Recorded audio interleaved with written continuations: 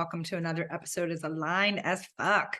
I am so excited to have you here. These conversations have been getting super intense, and I will say that I am loving your feedback. Please remember, if you like this show, to give us a review and let us know what you think. Also, would love to hear from you if things are resonating for you or speaking out. Today, I want to talk about another thing to quit.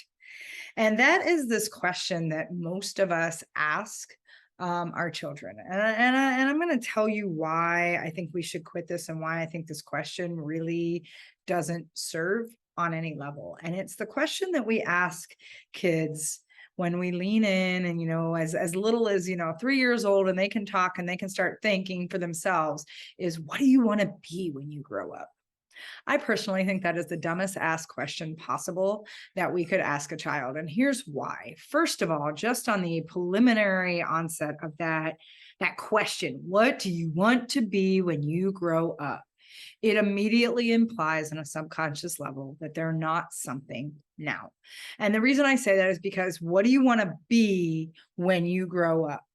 Which, on a very cellular, very subconscious level, we are saying you are not worth anything right now. Like, you need to be grown up before we see you as important. And I think about, I grew up in a household, and some of it was the nature of my dad, but I also realized it was the time I grew up. That was, children should be seen and not heard. Another stupid expression as far as I'm concerned. But that absolutely was like the belief in my household, especially from my dad. And it was the space of children should be seen and not heard. I think that's the biggest miss for most adults, those that still hold that frame that say children should be seen and not heard, because we forget that we come into this world as geniuses. We may not be able to articulate things in adult language, yet children come in this world fully knowing who they are. They know how to love. They know how to show up. They enter this world with no agenda. They have no hate in their heart. They have things that they are naturally gravitating towards. Now, some of them may come in with a little tainted perspective, depending on how things were programmed or conditioned when they were in the womb. There are studies that show that children can bring in the energy of whatever environment they were being nurtured in. There's also generational patterns and programming that come through our DNA and things that are, and that's part of our journey, right? Is to heal some of those generational legacies that keep getting handed down. Yet this idea that children should be seen and not heard, we're missing such an opportunity. There is a innocent brilliance in the way children's minds see things. First of all, it's why many of us had imaginary friends or saw ghosts or saw things. We are connected into alternate dimensions. We are connected into higher consciousness. We can see things. It's oftentimes when a kid will say they see someone who has passed, because they can see auras, they can see ghosts, they can see entities that are not in two-dimensional human form.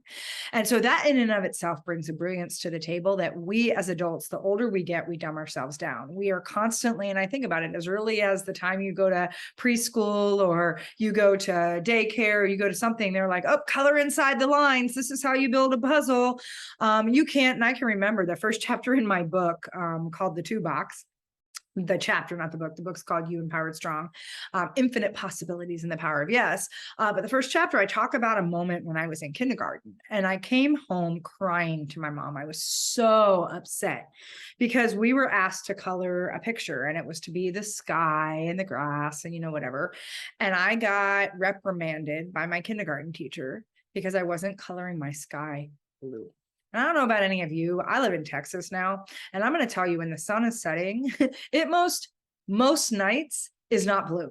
It is very blue during the day. It's like this gorgeous, crystal clear, vibrant, like Cubs kind of blue during the day. But oftentimes when the sun is setting, especially in places like Texas and other places that have big, open, wide skies where you can really see the change, the sky is pink and purple, and it's all these other colors where there's very, very little blue in it. So I was coloring a picture from the sunset I had seen the night before. I was coloring this picture with purple and red and orange and yellow. And my teacher came by and said, that's not right. And I said, yes, it is. And she said, that's not right. The sky is blue. And I'm like, the sky wasn't blue last night. She's like, the sky is blue. You need to color your sky blue. And this went on. And of course, I brought that home and I told my mom, I was like, I don't understand why the sky has to be blue. It wasn't blue last night. I was just trying to. And what we don't understand is children have this amazing ability to see through the lenses and the fog and the perception that we have created as adults that diminish the power of the peripheral of what we can fully see. And so when we say children should be seen and not heard, we imply that there is no value to the conversation that they bring to the table. And I'm going to give you a couple examples of where I can call bullshit on that, right? I had a client once who was really struggling. He was an executive who he was trying to engage his executive leadership team differently. And he and I were talking about it, and he said, I just don't. And we had tried different strategies. We had tried different things. And one of the things that he had instilled with his family was that one night a week, it was family night. Like no matter the sports, no matter the whatever, they scheduled it so that there was one night that the entire family was expected to be at the dinner table, no distractions, no whatever, that they would be present and have one meal, one dinner a week, because everybody's schedules were that chaotic, that they would have one meal a week together. And the objective of that dinner was not only for connection, it was to be present with each other, but it was also to share the things going on in each other's lives, to catch everybody up, to share the joys, the challenges. And they had a couple rules. One was that if anybody brings a challenge to family dinner, then anybody has permission to weigh in. And so I offered that maybe he bring this to his family meeting, his family dinner, that he was struggling with how to engage. I said, I think you need some out of the box thinking, something that's going to spark beyond what you can see. And I like to say that it's really hard for people to see the forest for the trees. We talk about that all the time, see the forest for the trees, but it's really hard if you're the person that's in the forest, cutting down the lumber and chucking the wood out, that you get so myopic in the lane that you're playing in, especially as you're someone who has ownership over an organization, a group of people, you tend to get very myopic. And I found that sometimes the further people climb, the more narrow that myopicness gets. And so it's hard to see the forest for the trees sometimes when you're the one in it trying to figure it out. And so I said, you might need someone to help pull you out of the forest, right? I think you need a completely fresh perspective. So I said, what if you were to bring this to your family dinner? Because I knew that this was a ritual that they did. And what was great about it was he reported back the next time we got together, and I said, what happened? He said, oh my God. He's like, Candy, I've been so excited to tell you this. He said, so first of all, we're doing our dinner and everybody's going around and it gets to be my turn. And I took your advice. I started talking about how I was being challenged with engaging my executive leadership team, and that we had a strategy meeting coming up. And I was just not looking forward to it because it always felt like such a grind. It felt like we spent 6 hours in a room together and we came out with hardly anything. And it was just this grind and we just all were miserable and nobody's engaged. And it just, a lot of times there was just this silence and everybody's just staring at each other or grumbling. It just wasn't something he was looking forward to. So he brought it to the family. And all of a sudden his four-year-old said to him, just curiously, inquisitively, said, Daddy, how come you don't have any fun? And he stopped for a moment and he was like, what? And he goes, it doesn't sound like you have any fun. And all of a sudden he said a light bulb went off and he looked at his 3 kids, one of them being the 4-year-old, and he said, can I ask you a favor?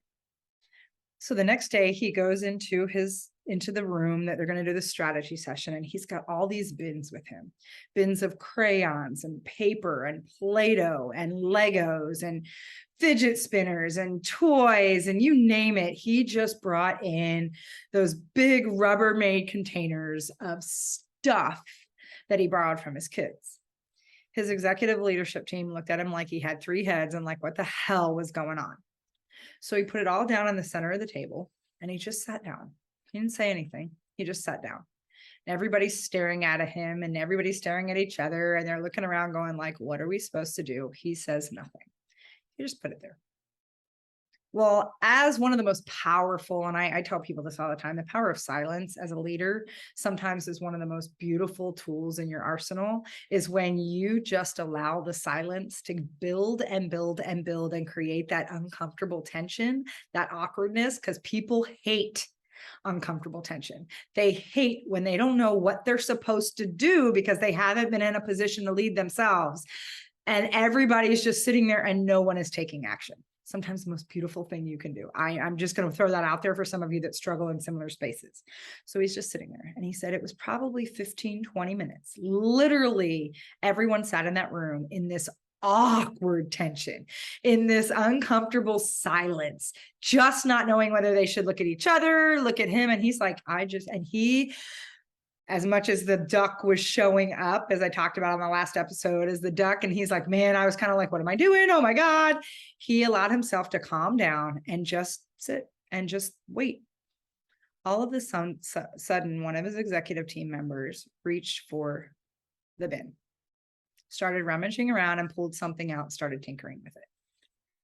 Someone else did the same and the same and the same. And in about 15 minutes, people kind of just thinking around what's in there and starting to do things, there was an energy that started to build in the room. He said, and I love this is just so critical.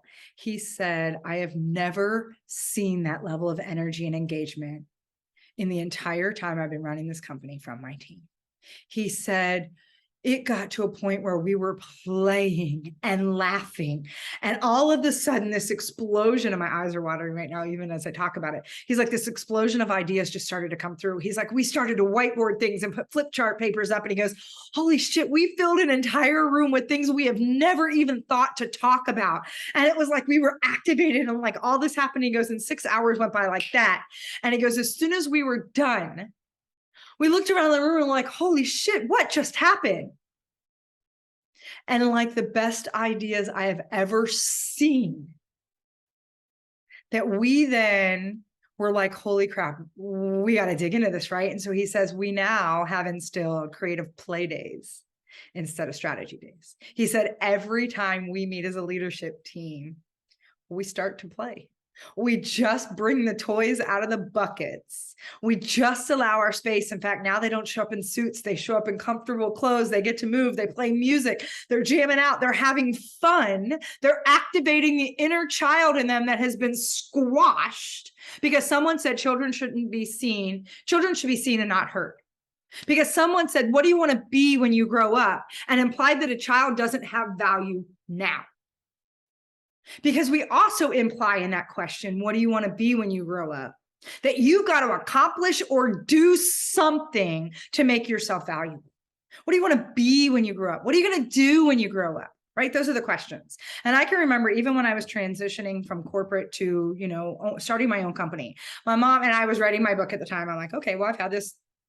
I desire to write a book and I have a lot to say. Obviously, I have a lot to say. It's one of the reasons I have a podcast. But I have a lot to say. And I'm like, well, I guess I should write my book. And so it was interesting because my mom and I were having a conversation once and she said to me, she goes, do you remember what people would say? Because that question just triggers me. That question just makes me go, there are so many other questions we could be asking children versus what do you want to be when you grow up and what do you want to do? What do you want to do when you grow up? I don't know. Oh my God, I'm 3. However, when I was asked that question and my mom would say, do you remember what you used to do when people would ask you that question? I said, yes. She goes, no. I mean, as early as the age of 3, people would come up and ask you that question. I said, yeah, I remember very clearly. And so they would come up and they would, be all sweet and use that little baby voice. And they'd just be like, hey, sweetie, what do you want to do when you grow up? What do you want to be when you grow up? And I would look at them kind of puzzled, even at that age. I would look at them kind of like, and then I would say, it doesn't matter. And they would say, what do you know? They kind of look at me and I'm like, it doesn't matter. I'm going to change the world.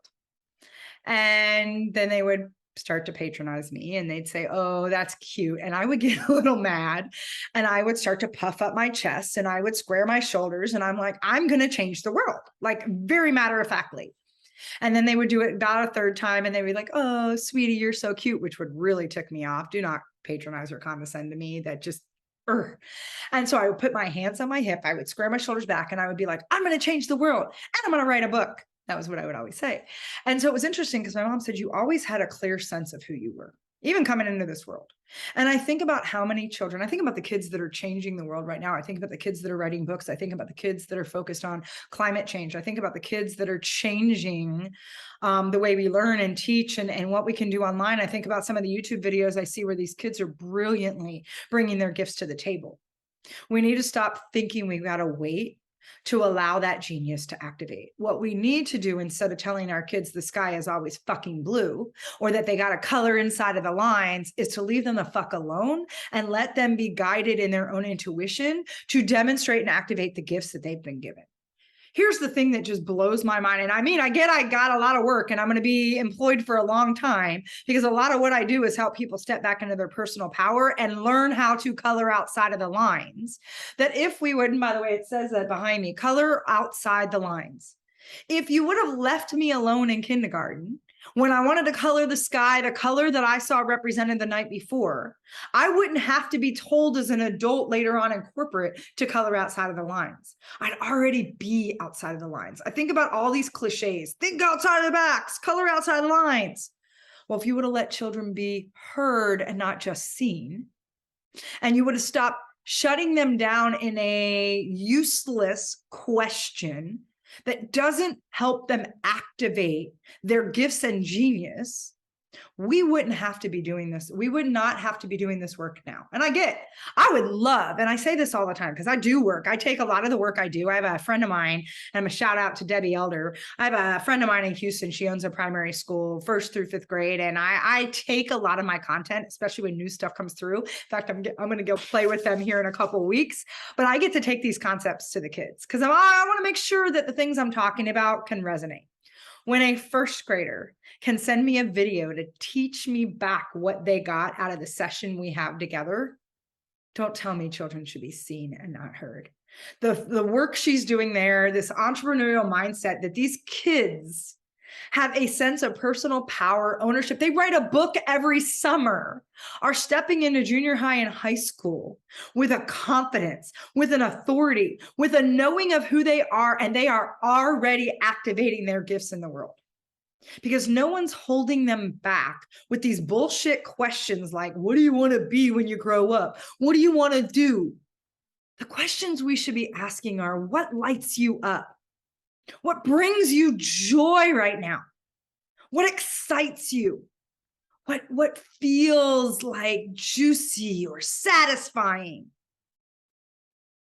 Who do you want to be as a person?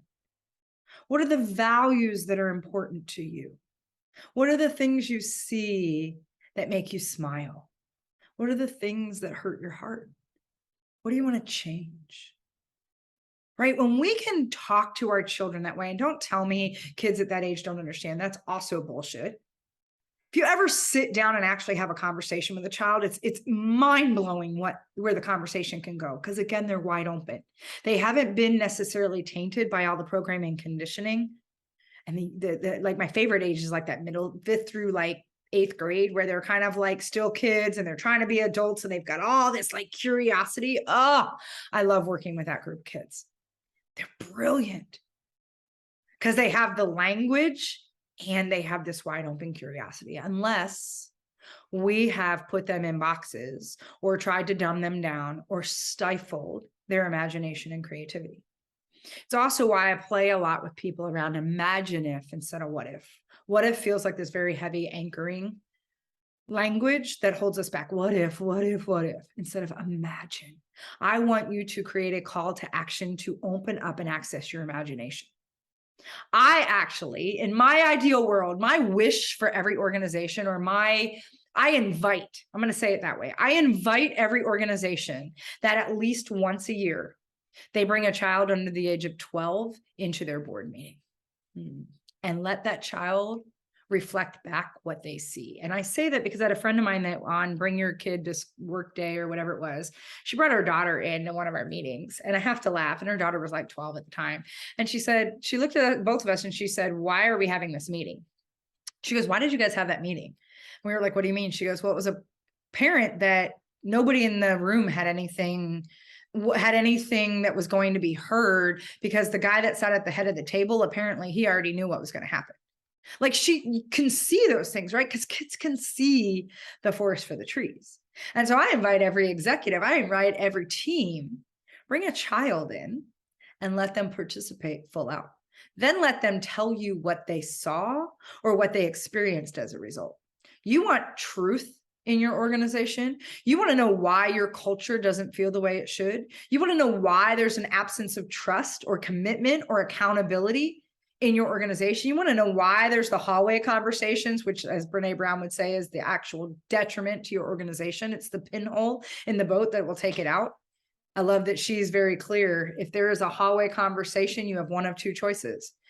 State that the meeting isn't over and we need to go back and finish hashing something out, or you don't work here.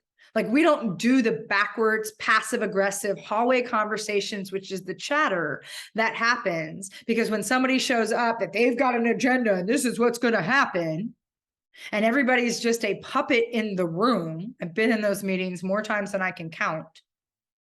I invite you to invite a child to give you a perspective of truth that's going to hit you square between the eyes. I guarantee you want to talk about uncomfortable. Let a child show you what they see. And stop thinking children should be seen and not heard. Stop diminishing the power of what they are able to see because they don't have the blinders on. They haven't had it browbeat enough into them that they're supposed to color inside the lines. They still have a little bit of that audacity, that rebellious nature. They know how to quit all the bullshit because it hasn't fully integrated into their cells and DNA. Because there's two times where our genius shines in this world. One is when we enter this world. And as we are exploring and curious and we have no boundaries. And when we leave this world, when we reflect back and look on all the things we missed and wish we would have used our voice more, wish we would have connected more, wish, so much regret.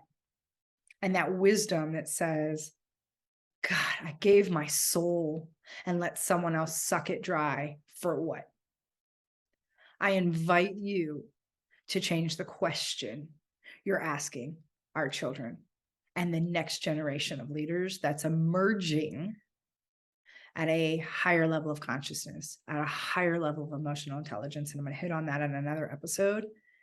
There's a completely different level that this generation, the younger generations, are bringing to the table. When we choose to lean in and listen is when we have the opportunity to learn the most.